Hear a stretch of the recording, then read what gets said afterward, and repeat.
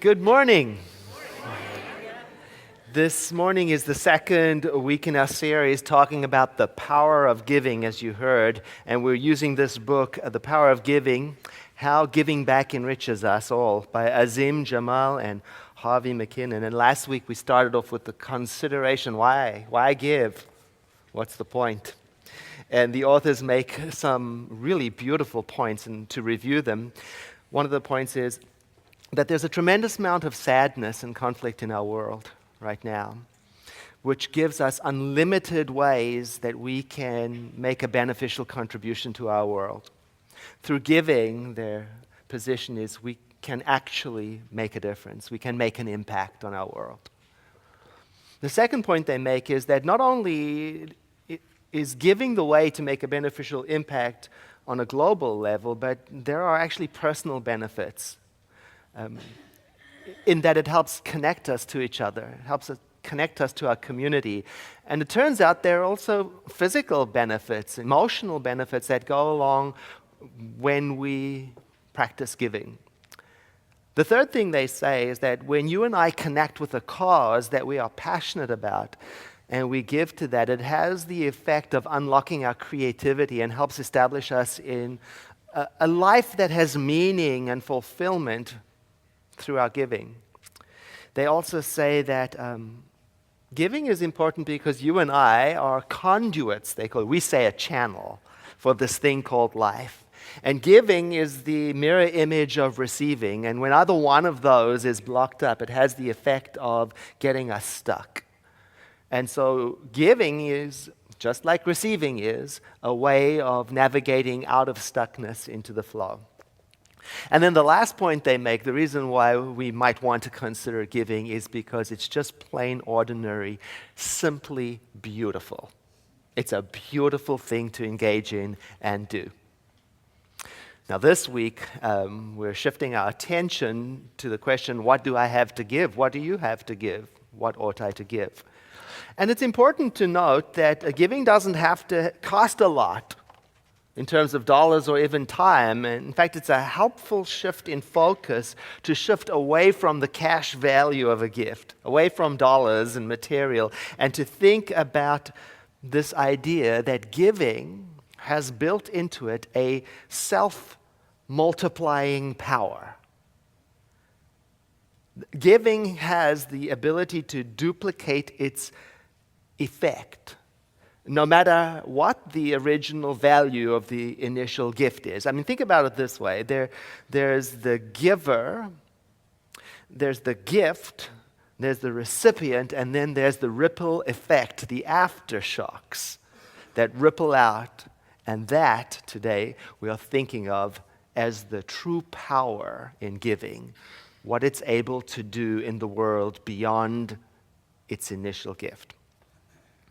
So last year, in this season last year, I was walking in my neighborhood and I came across a sign and a box. It was a box of Asian pears. And the sign was, take as many as you want.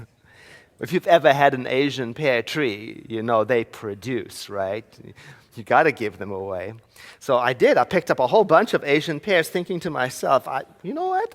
I could dry these out on my dehydrator instead of letting it sit on the shelf another season.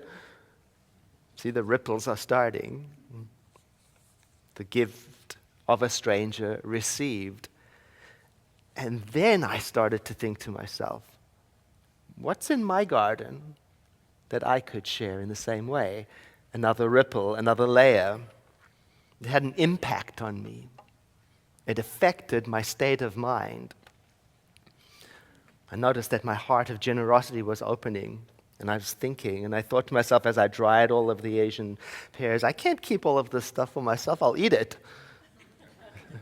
So I packed it up into bags and I brought it into the office and put it in a bowl on the receptionist's desk, feeling all proud of myself. And one lady came in and she looked and she said, "Hey, I've got an Asian pear tree. I never thought of drying them and sharing it with colleagues at the office." There's the next ripple. And we started talking about that rather, she said, than letting them all rot and turning them into compost. And we were standing there congratulating each other about it. And another lady walked in and she looked at it and she said, "Hey, have you ever thought of persimmons?" And we went, "Persimmons?" And we both got to talk about persimmon trees that we had been neglecting the same way. And I thought to myself how the impact, the initial gift of a stranger in a neighborhood had this ripple effect, one person to the other. And who knows where it would go if allowed. I've been thinking about that, about what it is that you and I can give in addition to sharing our produce and material and supply, what we can give that shares our heart. And I thought of how at this center we have a practice of writing cards to acknowledge gifts of service, to acknowledge unexpected financial donations, to acknowledge expected financial donations. We can't cover all of the gifts, but it's not our intention to do that. Our intention is to keep our heart open and to practice acknowledgement. We also try to write notes to people who are having difficulties, who are struggling, who might have health challenges or find themselves experiencing a sudden change in employment that they weren't expecting, or people who have a loss or going through some kind of adversity. And if the staff and I as a team become aware of this, or we see it in social media on Facebook, we try to connect with that person with caring and write a card, and it's a gift of caring.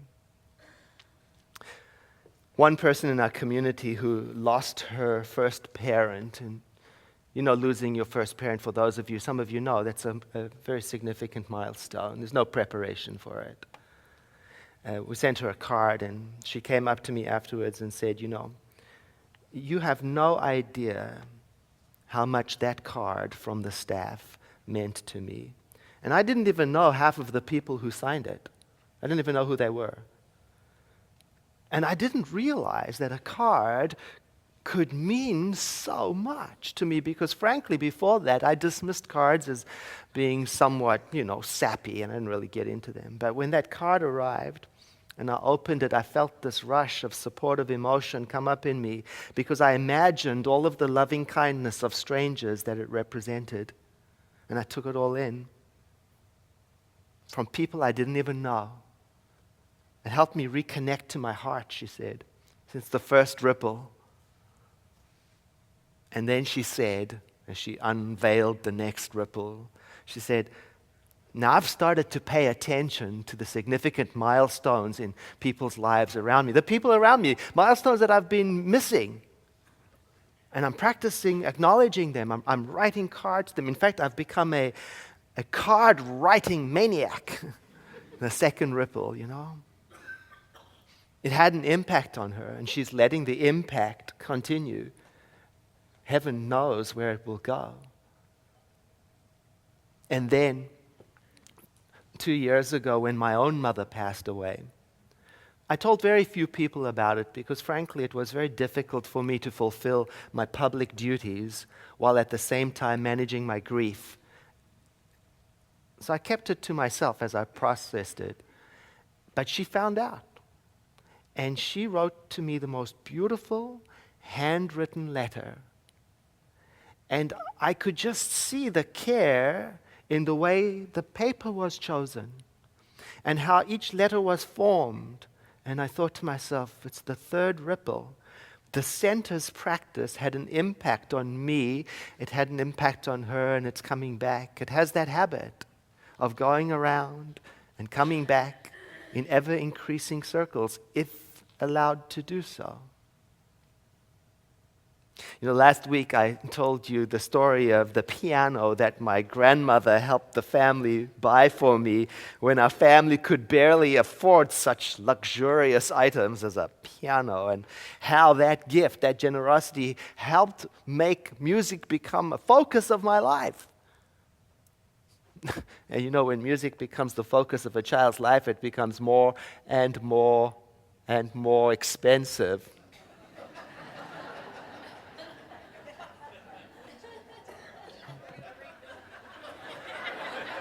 It's probably true.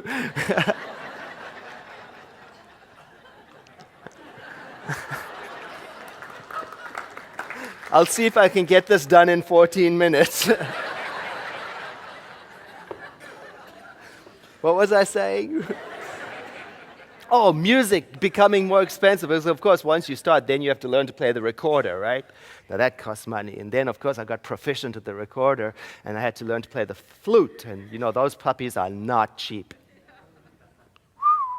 And, my family's generosity had an impact on me. I was very moved by it. And so I wanted it to mean something. I wanted it to matter.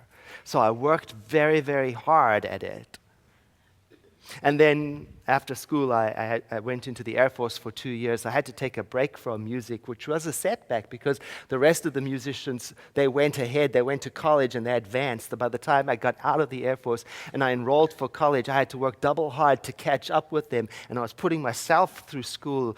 And frankly, I couldn't afford everything that it took. Everything that I needed to study music, I couldn't afford it. And a businessman who was a friend of the family, I should say he was like a connection to the family. He really wasn't even a friend of the family. He had just noticed how hard I was working to make that happen. And he invited me to come and visit in his office, and I thought, excellent, he's going to offer me a job, and I need it.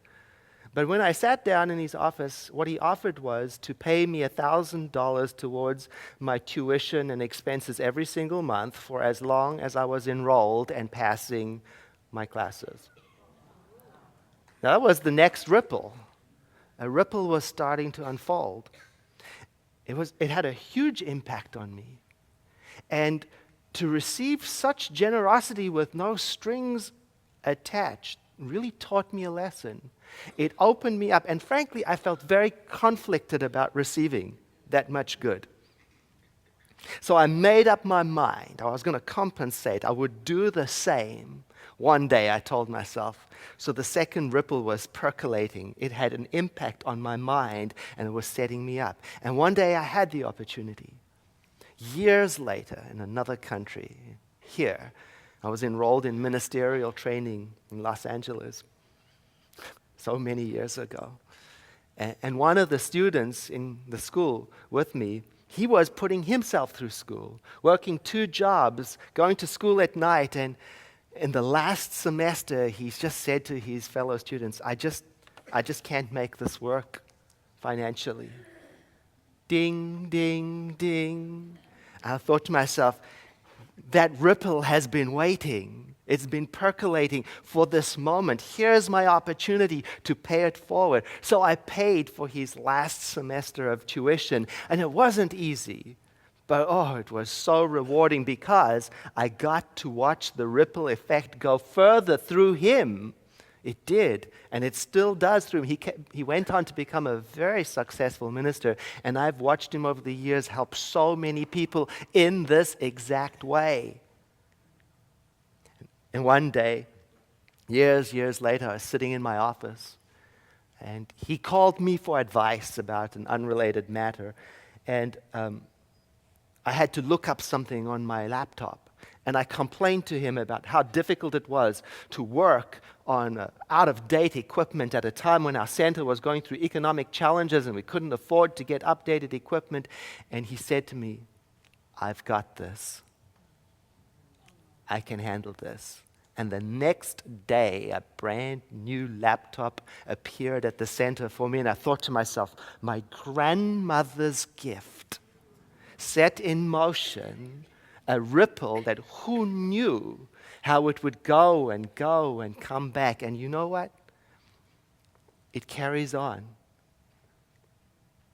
That sort of thing changes you. They write about it on page 43. The ability to stimulate others to give was dramatized in the movie Pay It Forward, adapted from Catherine Ryan Hyde's novel. This movie is about a 7th grade student who, while completing a school assignment, comes up with a concept that could actually change the world. The concept: one person will perform 3 acts of kindness. Rather than expecting these 3 people, given the assistance, to pay him or her back for the kindness, the person will ask them to pay it forward. These people will each help 3 more people in whatever way they can. If each person helps 3 others every day for 2 weeks straight, some 4 million people will benefit from the original act of giving just one person some love and care. They give suggestions about what are the things that we can give in this way in the book, including, can you have the next slide?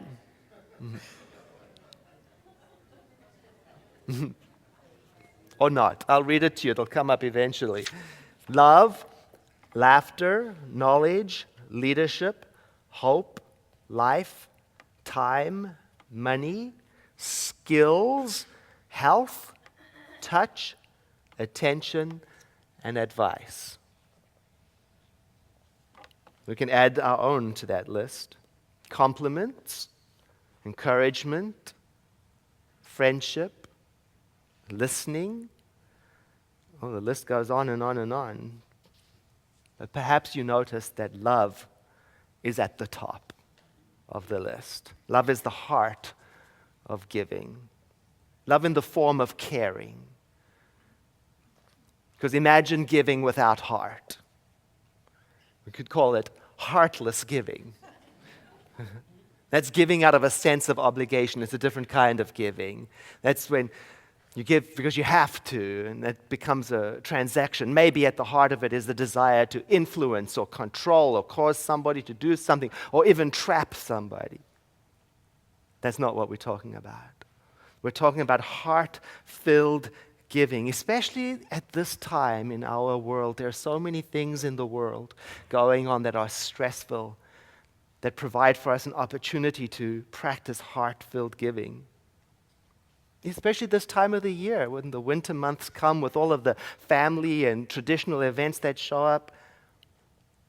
Many people right now are missing loved ones. You know, it might be their first event where a partner or a parent or a child is no longer here.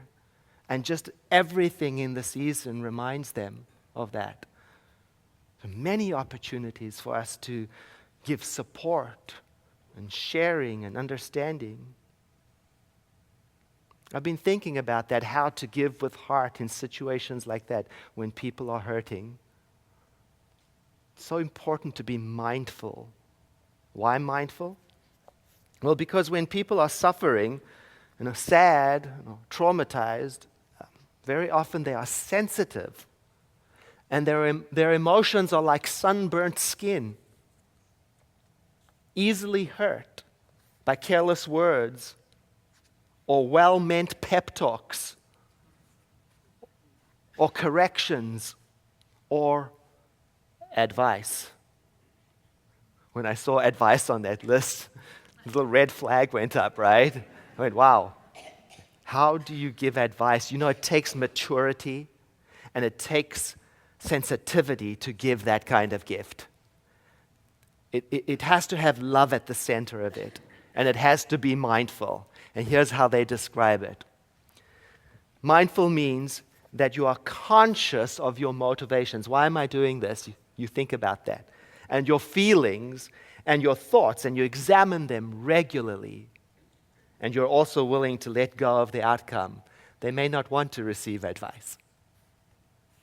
I remember once I was having an emotionally difficult time. I was suffering. And I told a friend about it, and he seemed to be in a hurry, and he seemed to be distracted. He was listening in a hurry. And frankly, I was sharing selfishly. I didn't check. If I had paid attention, I would have noticed he was in no place to receive the sharing. But I shared anyway. I told him what was going on. I could have chosen a better time. Then he gave me some advice. He said, you should really try therapy. It's really worked for me.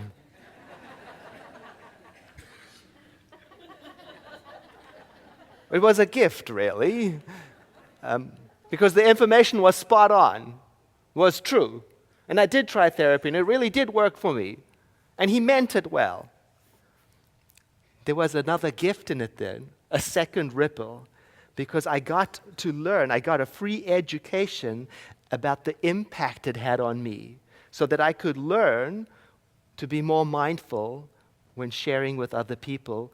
So now whenever I can, and I'm not always good at it, but whenever I can, I try to remain mindful to my own state of mind when someone around me is suffering or sad. To offer caring before offering advice. And to ask if advice is even wanted. May not be. Time is another thing on that list that it is said we can share. Okay, can I have the next slide? Maybe not. There you go. That's good. That's the one. I like that one. You see time, big time. You see that? So I was thinking about time, and I was remembering a time when I was asked to teach a relationship course at the center. And so I had started to read up about relationships because I didn't know anything about it. So I read all the relationship experts about it. And one of them made this amazing suggestion, and it said that couples, partners, should set aside a date night once a week. And that the way it should work is every week one partner decides what to do and the other one agrees. And then the next week the other partner decides and the first one agrees. So that way everyone's getting their needs met and there's this regular commitment to time spent together. What a gift. And I thought, how amazing. And because I didn't have a partner to practice on, I practiced on my friends. I did. So I started making regular dates with friends to be in their presence. Try it. It's just a wonderful thing to do. But do you know sometimes, these days, you have to be persistent. People don't want to spend time together. They're busy. They've got urgent things to take care of. Actually, meeting in person has become a strange thing. When you can just post happy birthday on Facebook. There it's done. I wished you happy birthday.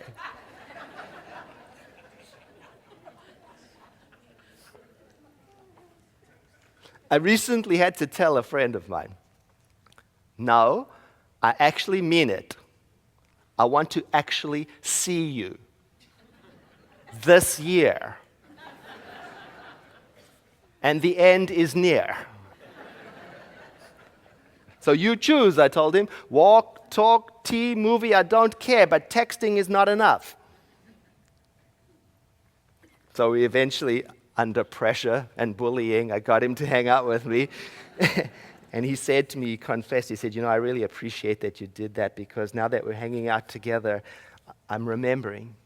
I had forgotten what good friends we are. I had forgotten how I feel when we are hanging out like this. You see, it made an impact on him. First ripple. I gave the time, and he said, here's the second ripple. And I'm now going to make time for friends. I'm going to do that. And I'm going to be persistent. And then he said, and I realize that if I'm too busy to spend time with the people I love, I'm too busy. I'm way too busy for that. It's wonderful to imagine the ripples that will have, the effect that will have in the world. If you start with love, it sets the tone for how all the other items on the list can become powerful. Love as caring at the heart of anything you give, whether it's humor or anything, will change everything. Like I'm thinking about skills. Maybe there we go. Yay. The gift of skills. Well, I'm training to go on a 545-mile bike ride. Yeah. And a friend of mine who's a cyclist took me under his wing because he knows how to do it all. He's a cycle fanatic. I didn't even have a bike.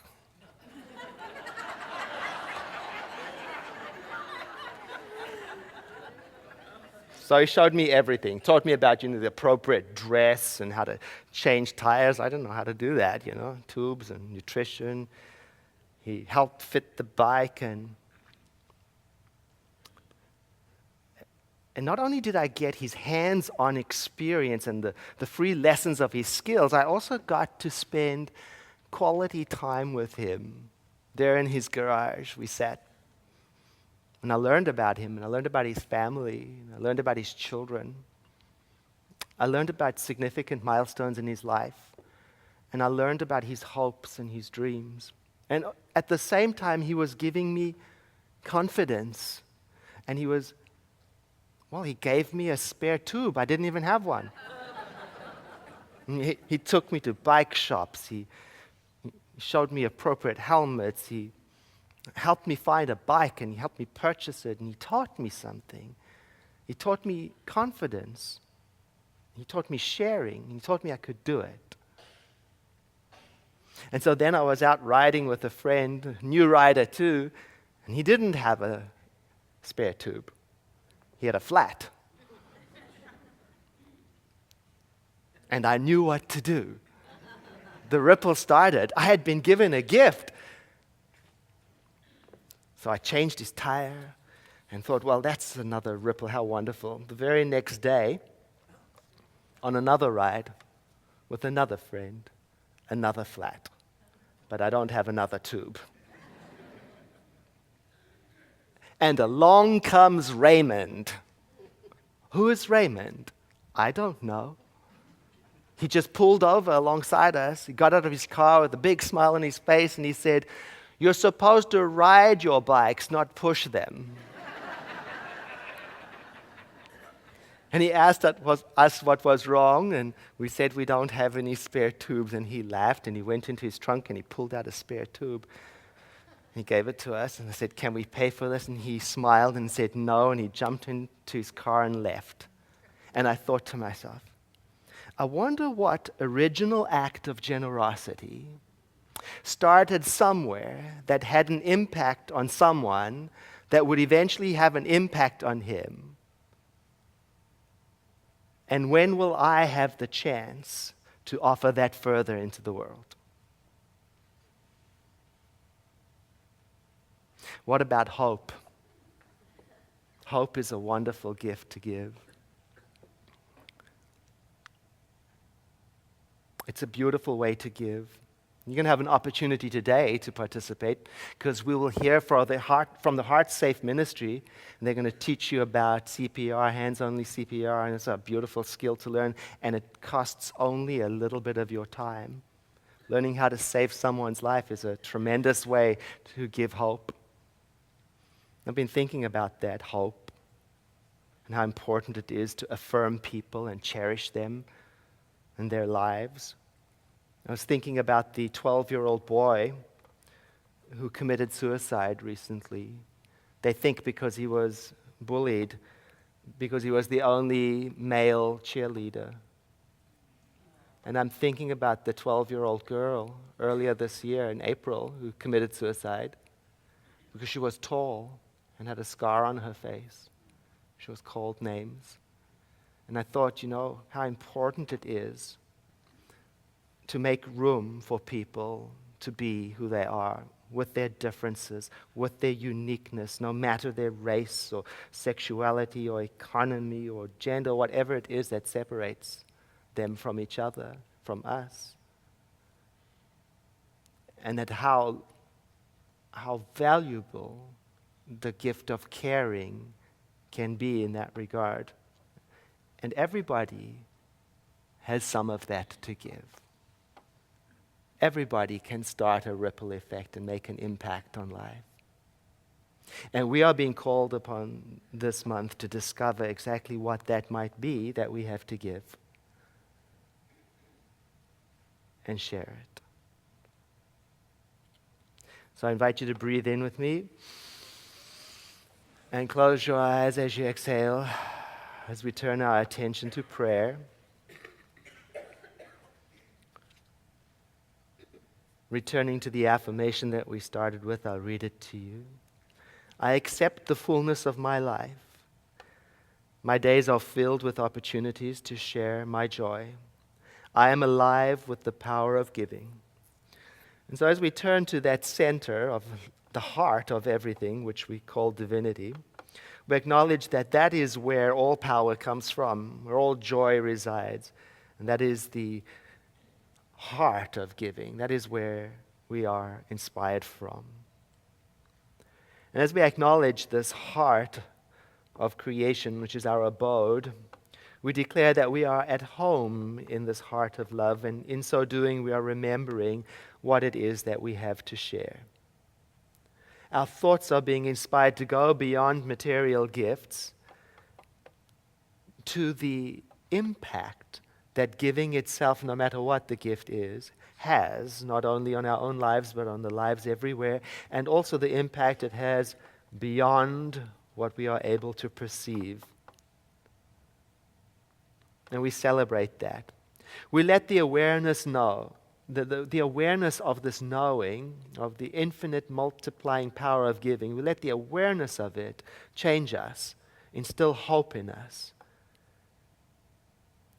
And in so doing, in this moment, we have become rededicated to be channels for the self-givingness of this universe to itself.